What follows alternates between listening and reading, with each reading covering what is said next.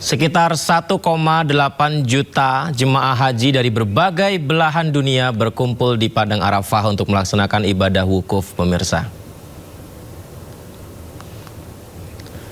Kita simak inilah suasana di Padang Arafah pada Selasa waktu setempat yang dipenuhi lautan jemaah berbalut kain ihram. Jutaan umat Islam berkumpul di kawasan suci ini untuk melaksanakan wukuf, ritual yang menjadi inti dari rangkaian ibadah haji. Hari Arafah sendiri jatuh pada hari ke-9 bulan Zulhijjah atau sehari sebelum Hari Raya Idul Adha. Selama wukuf, jemaah memperbanyak doa, zikir, dan membaca Al-Quran.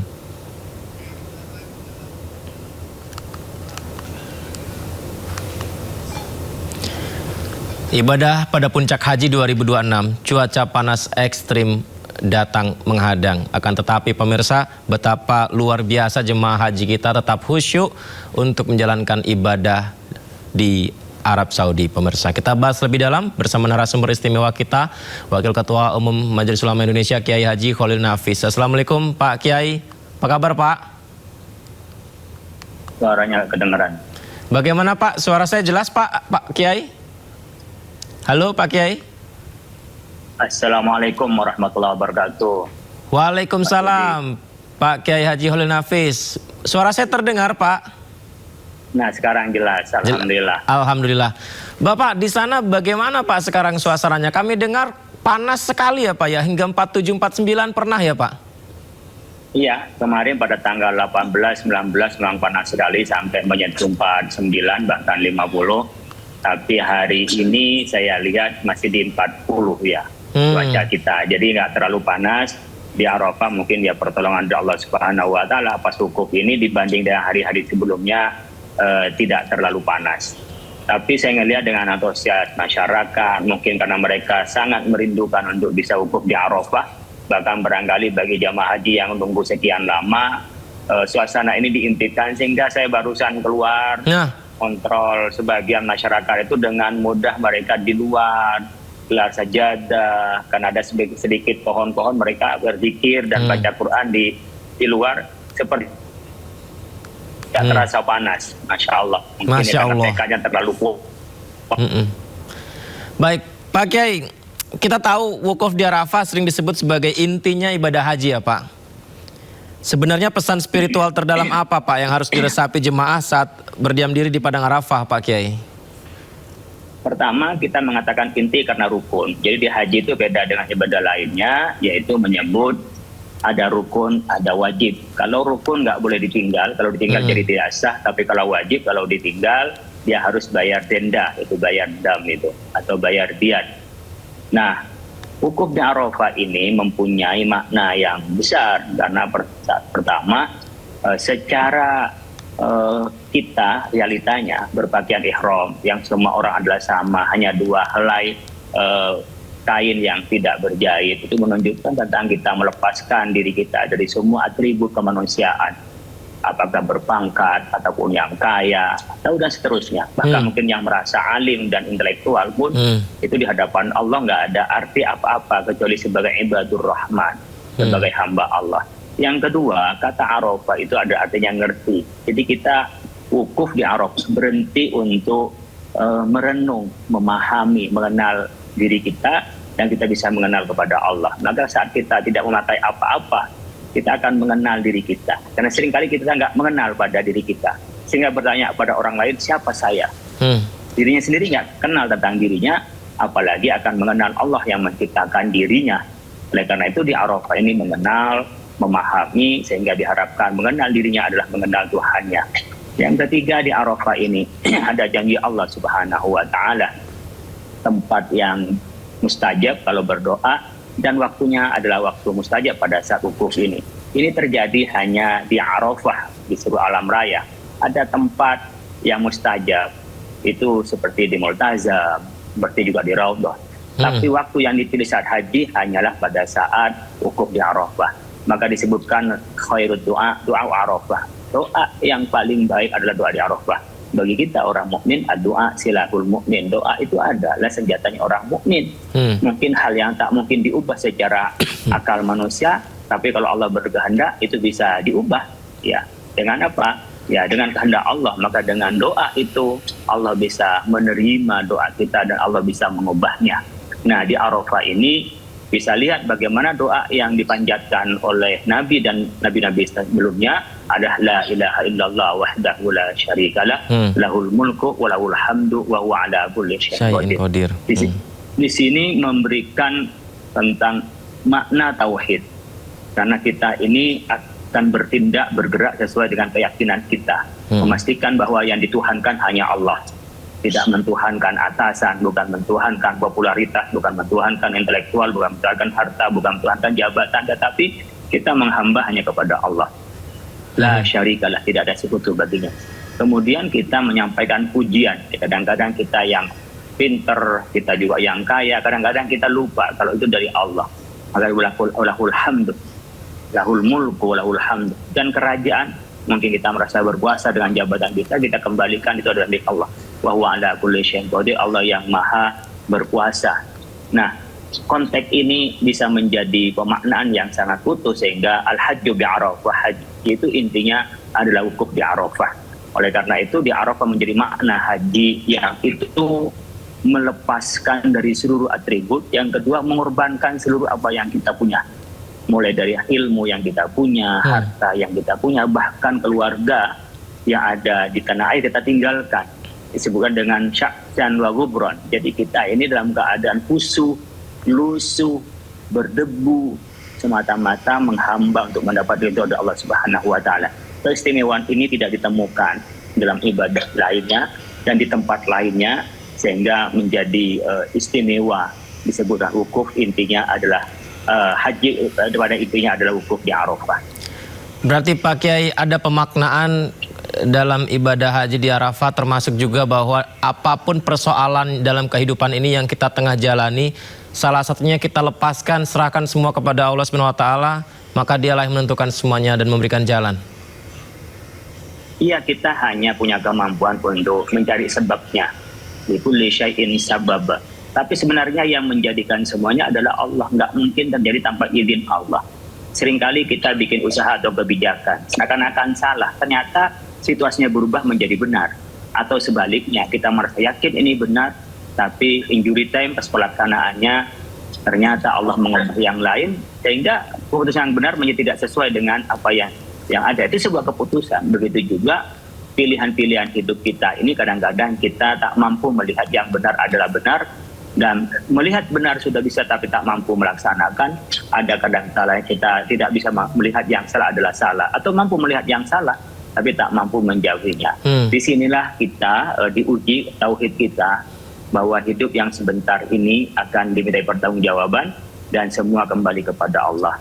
Alhamdulillah Indonesia termasuk jamaah haji terbesar di Arab Saudi ini. Dari 1,8 juta itu 221.000 adalah jamaah haji Indonesia, dan kami sudah titipkan kepada jamaah haji untuk mendoakan Indonesia untuk menjadi negeri yang damai, sentosa, rakyatnya sejahtera. Amin. Lalu rakyat juga yang beriman kepada Tuhan Yang Maha Esa dan dikaruniai pemimpin-pemimpin yang adil. Karena seringkali tanda-tanda negara yang akan hancur itu manakala terpilih atau dipimpin oleh pemimpin yang zalim. Karena itu saya titipkan kepada jamaah haji yang sekian besar itu untuk mendoakan Indonesia, karena kita cinta tanah air, bagian dari iman kita. Pak Kiai, tolong ceritakan tentang rangkaian ibadah yang dialami Pak Khalil Nafis selama di sana dong Pak. Apa saja yang dialami selama di sana Pak Kiai? Alhamdulillah berkali-kali saya nyebut beberapa ya. Ya, kita selalu merasakan hal yang berbeda. Kita seringkali ini merasa hadirnya Sang Pencipta itu selalu berbeda-beda pada saat haji. Tentu kita akan menerawang, ya, melacak terhadap dosa-dosa yang kita lakukan di masa lalu. Kemudian kita minta ampun kepada Allah Subhanahu wa taala. Bagi orang yang beriman, ampunan adalah segalanya. Tapi banyak hal yang kita saksikan, diri kita juga terjadi ya. Minta kepada Allah, tadi senjata kita adalah beriman, minta yang baik, minta yang benar, Allah akan berikan jalannya. Ya, kalau saya boleh bercerita tentang diri saya karena diminta, saya ini orang kampung, saya orang kampungan, keluarga miskin, ya saya kuliah itu dengan cara cari biaya sendiri, ya. Kemudian ya saya orang yang sekolah tak mampu membiayai sekolah dari orang tua, tapi dengan doa dan diberikan jalan oleh Allah bisa berkali-kali untuk melaksanakan ibadah haji. Karena itu jangan putus asa, berdoa kepada Allah, kepada saudara-saudara kita bahwa Allah akan berikan jalannya. Min haitsu la yahtasib, dari jalan yang tak bisa diduga. Jadi banyak kejadian. Yang penting tekadnya dulu. Saya mau haji, saya mau berangkat haji. Nanti akan ketemu jalannya. Karena orang haji itu panggilan Allah. Wadzin fin nasi bil haji yaitu karijalan wa ala kulli aqwamin yatina min kulli fajin amin. Jadi ini hadir atas panggilan Allah, yang itu dipanggil atas perintah Allah dari Nabi Ibrahim alaihissalam. Sehingga ketika kita datang ke Mekah itu labbaik Allahumma labbaik, itu sambutan, ya Allah saya datang atas memenuhi panggilanmu. Atas dasar itu ya saya secara pribadi tak menduga, jangankan mau lebih dari sekali, mau haji sekalipun dengan masa kecil itu atau baru saya berkeluarga, tak ada bayangan dalam pikiran saya. Tapi ya dulu ketika haji pertama sebagai petugas, saya ingin menulis tentang wakaf, kemudian oleh dulu teman saya Pak Junaidi dan Pak Tulus ketika itu jadi direktur rekomendasi untuk menjadi petugas haji. Setelah itu Allah memberikan jalannya keuangan sehingga saya bisa berangkat daftar haji dengan istri saya. Niat aja dalam pikiran saya dan nggak tahu jalannya dari mana, tiba-tiba ketemu dan Allah berikan kemudahan untuk berangkat haji. Dan saya pikir banyak cerita-cerita lain yang pikiran itu nggak akan bisa mampu berhaji, tapi mereka berangkat. Tapi ada sebaliknya, menurut pikiran nggak kurang apa-apa, tapi selalu ada rintangan untuk berangkat haji. Karena haji adalah misteri, rahasia dari Allah Subhanahu wa Ta'ala. Bismillah, siapa tahu saya juga bisa menyusul ya Pak Kiai ya. Pak Kiai, dengan Amin, kondisi ya Rabbal Alamin. Amin. Pak Kiai, dengan kondisi fisik jemaah kita kan sebagian besar sudah terkuras ya Pak Haji akibat cuaca ekstrim di Arafah hari ini.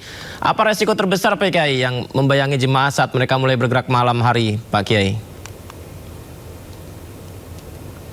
Pertama kita bersyukur tahun ini dibanding tahun yang lalu pada saat mau berangkat ke Arafah lebih sedikit yang meninggal daripada tahun lalu. Bahkan nggak sampai separuh dibanding dengan tahun yang lalu. Kemudian itu saya mendengar hanya sekitar 84 orang yang meninggal. Kemudian yang di rumah sakit hampir 500 orang. Itu pun kemarin ketika mau berangkat ukuf ada yang tiba-tiba sembuh keluar dari rumah sakit. Jadi saya ngelihat memang banyak keajaiban. Orang yang sekiranya dianggap lemah, ternyata pas pada pelaksanaan haji, ya Allah dengan pertolongan Allah kok sehat. Gitu ya. Bahkan yang awalnya mungkin dianggap akan sehat, tiba-tiba kemarin ada yang demensia. Gitu.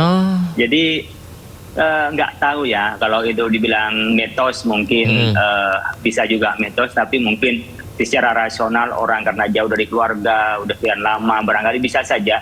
Tapi kalau dikembalikan kepada kekuasaan Allah, ya itulah Allah Maha Kuasa.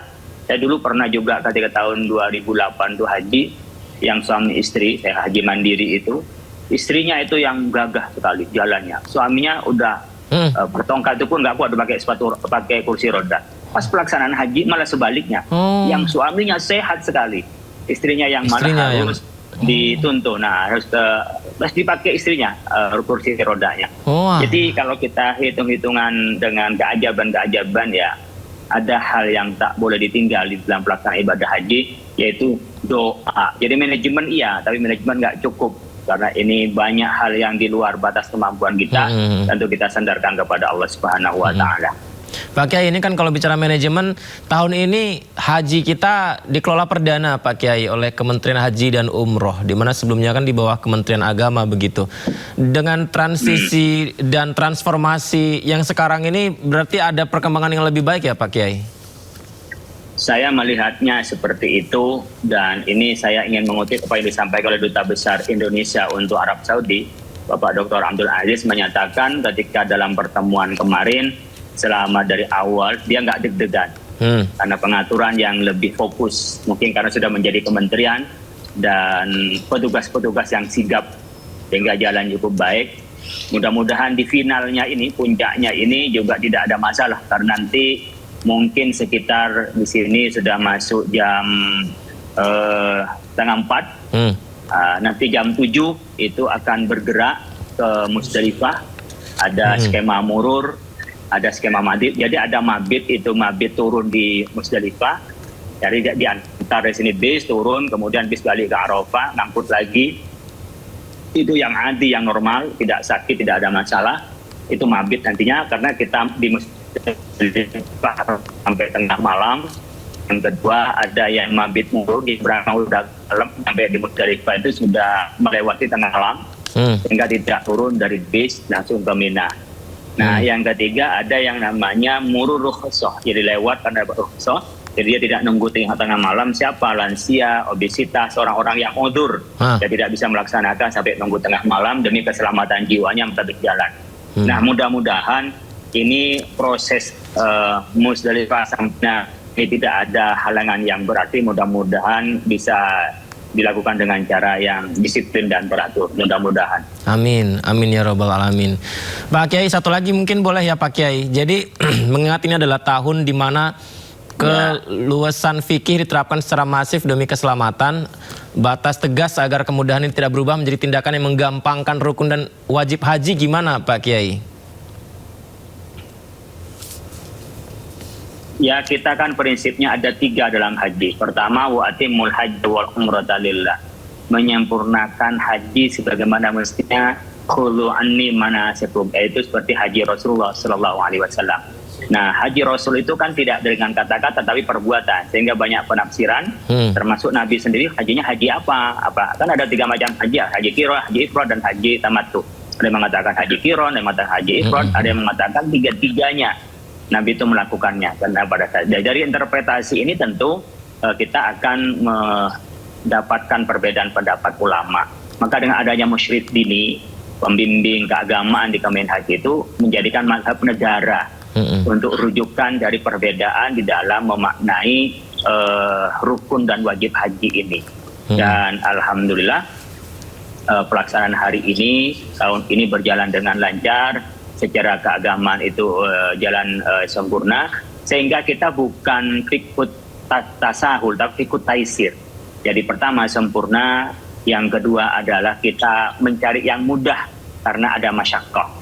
Ya, yang ketiga adalah karena ada rukhsah. Jadi bukan gampangin. Jadi selama masih bisa sempurna, kita sempurna. Kalau yang gampangin itu apa? Dari awal sudah ngambil yang mudah-mudah aja, yang gampang aja, tanpa melihat situasinya. Oh, ngambil aja yang langsung murur, nggak boleh. Kalau masih bisa mabit ya mabit gitu. Jadi kita ini fikih taisir, bukan fikih tasawul, fikih yang mudah, dan mudah itu karena adanya masyaqqah. Beda dengan tasawul yang gampangin. Kalau gampangin itu kan bukan karena ada masalah-masalah, gampangin aja, tidak dilakukan itu. Jadi fikih taisir bukan fikih tasawul. Dah kita melakukan penerapan itu sempurna, lalu kemudian realistis, fikih nawazil, karena di sini ada banyak hambatan termasuk juga kemacetan. Kemudian yang ketiga adalah ada rukhsah. Bagi orang yang udzur tentu dilaksanakan sebisanya seperti wukuf di Arafah. Bagi yang normal ya dari jam 12 tadi zuhur sampai nanti maghrib baru bisa geser ke Musdalifah. Tapi bagi orang yang sakit karena hifdzun nafsi, kalau di sini lama-lama bisa meninggal dia.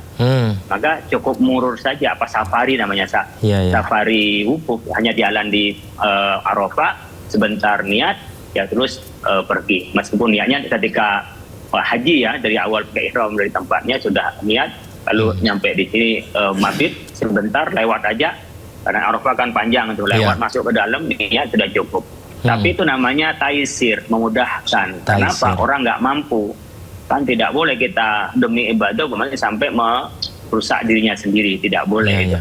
Jadi kita menyeimbangkan antara hifdzun nafsi, menjaga jiwa, dengan hifdzuddin, dengan menjaga agama.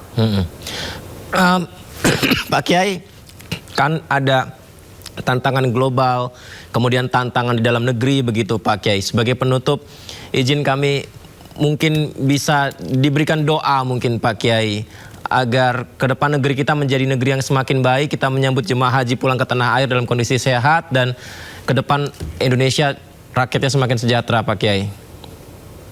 Ya, kita doakan di sini sebagaimana doa yang dibaca oleh para nabi dan oleh Nabi Muhammad SAW adalah doa la ilaha illallah wahdahu la syarikalah lahul mulku wa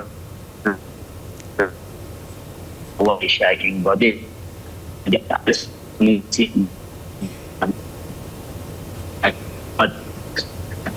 Billahi wal yaumil akhir. Ya Allah, kami bertawakal hanya kepadamu, ya Allah. Segala puji dan segala kekuasaan hanyalah milikmu dan Engkau Maha Kuasa. Ya Allah, berikanlah Indonesia ini, ya Allah, negara yang aminan, aman, damai, sentosa. Dan mudah-mudahan ya Allah rakyatnya adalah sejahtera, rakyatnya yang beriman kepada Tuhan yang Maha Esa. Dan mudah-mudahan oleh Allah Indonesia diberikan pemimpin-pemimpin yang adil, pemimpin-pemimpin yang menyembah kepadamu ya Tuhan. Dan dapat melaksanakan tugas khalifah di muka bumi untuk menyampaikan dan memberikan kesejahteraan. Mudah-mudahan Allah menerima. Dan itu pesan saya, saya sampaikan kepada seluruh jamaah haji Indonesia di tempat yang berkah ini untuk mendoakan tentang kedamaian, kepersatuan Indonesia, kesejahteraan rakyat Indonesia, rakyat-rakyat yang beriman, pemimpin-pemimpin yang adil. Mudah-mudahan Allah menerima doa kami semua. Insya Allah diijabah, insya Allah. Lancar-lancar ya Pak Kiai ya. Terima kasih banyak sudah berbagi bersama kami Pak Kiai. Kapan-kapan mungkin bisa mampir di Studio Sindo, kita bisa berbincang di sini Pak Kiai. Terima kasih Pak Kiai. Assalamualaikum Pak Kiai. Waalaikumsalam warahmatullahi wabarakatuh.